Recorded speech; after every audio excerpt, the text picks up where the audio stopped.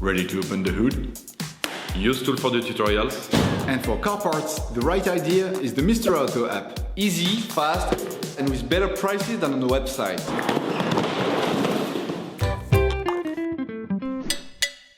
For this operation, get hold of the cabin filter that you will find in the video description.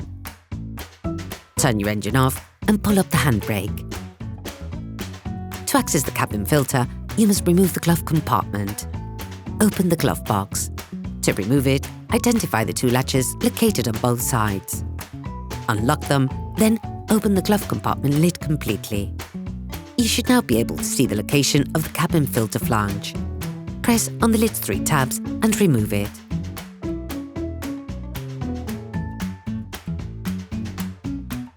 Take out the cabin filter. Before putting in the new filter in place, it is important to clean out any impurities or leaves stuck in the filter compartment. All parts used in this tutorial are supplied by our trusted partners. These partners also help us create as many video tutorials as possible. Check them out in the description below. There are 3 types of cabin filter. The white ones are for pollen, while the black ones are for active carbon. The first one is used to stop dust, while the second one will also filter out smells and gases. A new generation of filter has appeared on the market. In addition to pollen and odours, this technology allows the filtration of very fine particles, often the cause of allergies. Even if they're a little more expensive, they're probably the best option.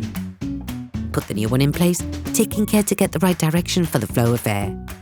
The arrows should point downwards. You can then put the flange back.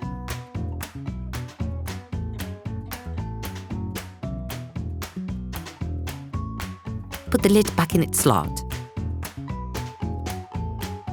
Then close the glove compartment. Operation completed.